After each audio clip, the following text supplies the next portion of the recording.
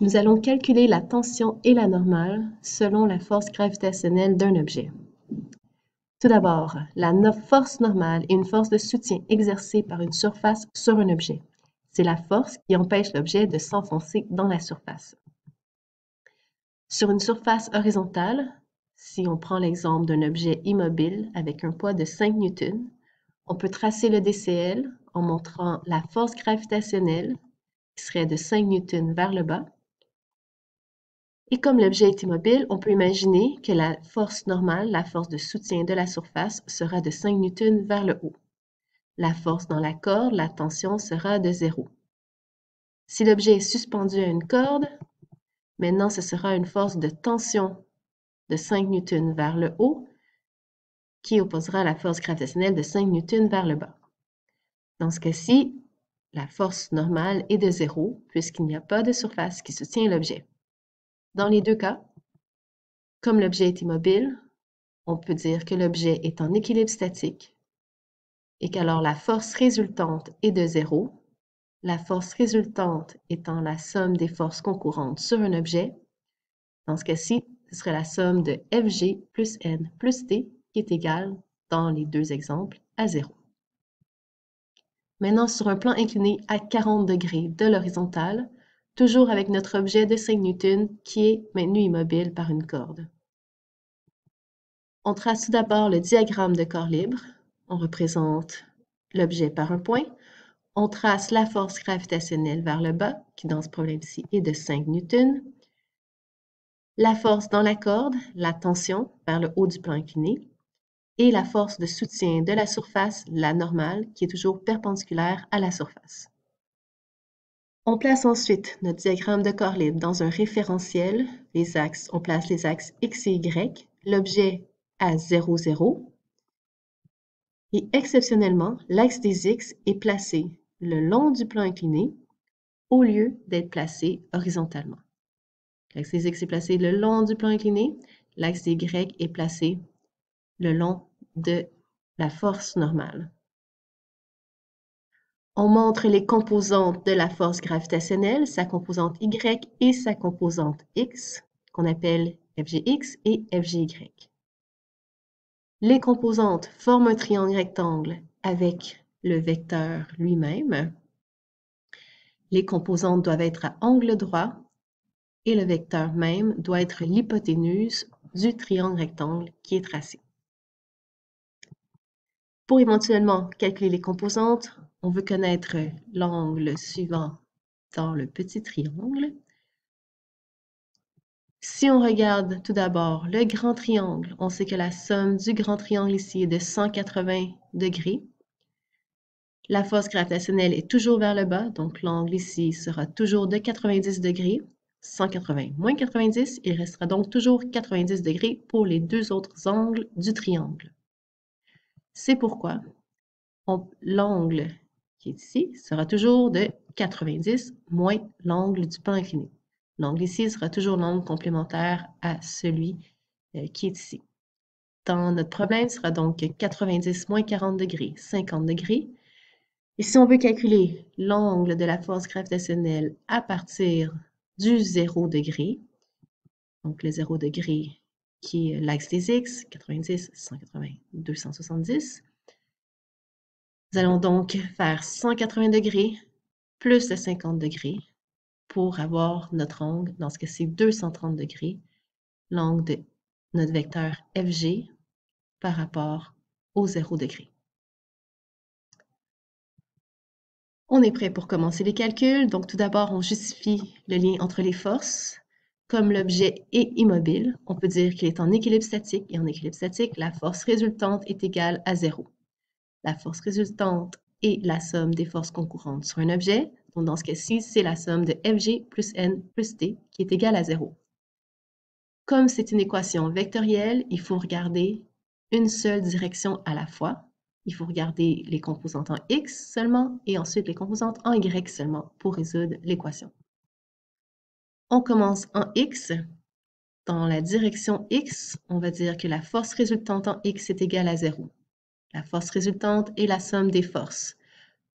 Si on regarde dans la direction X, il y a seulement deux composantes dans la direction x. Il y a fgx et t, en fait la composante x du vecteur t. Donc, on peut dire que tx plus fgx est égal à 0. On veut calculer tx, on isole tx va être égal à moins fgx. Pour calculer le fgx, on sait que le côté fgx par rapport à l'angle dans le triangle est le côté adjacent et on connaît l'hypoténuse. Donc, on peut utiliser la fonction cos et comme on cherche le côté adjacent, on isole le côté adjacent qui sera égal à l'hypoténuse fois cos de l'angle. Ici, un petit rappel pour expliquer que quand on calcule en général la composante x d'un vecteur, on utilise la fonction cos et l'hypoténuse ici est toujours la norme du vecteur. Donc, pour calculer le fgx, ici je recopie tx égale moins, dans ma parenthèse ici, c'est la valeur de fgx, le calcul pour fgx. 5 newtons fois cos de 230 degrés. Si on calcule 5 newtons fois cos de 230 degrés, ça donne moins 3,2 newtons. Donc, Tx sera égal à moins 3,2 newtons. Donc, Tx est égal à 3,2 newtons. Comme la composante Y de la tension est égale à 0, nous avons donc déjà notre grandeur, notre norme de la tension qui est égale à 3,2 newtons. Donc, Fgx, puisque Fgx est égal à moins 3,2 newtons, la tension est égale à 3,2 newtons dans le sens opposé pour annuler le Fgx et pour que l'objet soit maintenu immobile. Maintenant, dans la direction Y, on commence en justifiant le lien entre les forces. On sait que la force résultante dans la direction Y doit être égale à 0, puisque l'objet est immobile en équilibre statique. Dans la direction Y, c'est donc la somme de NY plus FGY qui va être égale à 0. Si je regarde dans la direction Y, il y a seulement deux composantes de force dans cette direction, FGY et N, en fait la composante Y de la normale. Comme on cherche la normale, j'isole le N qui va être égal à moins FGY. Comme la composante Y est le côté opposé à l'angle dans le triangle, c'est pourquoi on utilise la fonction sin, puisqu'on connaît aussi l'hypoténuse du triangle rectangle. En cherchant le côté opposé, nous allons faire l'hypoténuse fois sin de l'angle. Je le mets en parenthèse parce que c'est un rappel et ça ne fait pas partie de la démarche nécessairement. On peut sauter tout de suite à l'étape suivante. Donc, NY va être égal à l'opposé de FGY et FGY est calculé en faisant la norme du vecteur, 5 newtons, la grandeur du vecteur 5 newtons, l'hypoténuse, fois sin de 230, l'angle à partir du 0 degré. Ce qui nous donne moins 3,8 newtons pour le FGY, donc le NY est égal à 3,8 newtons.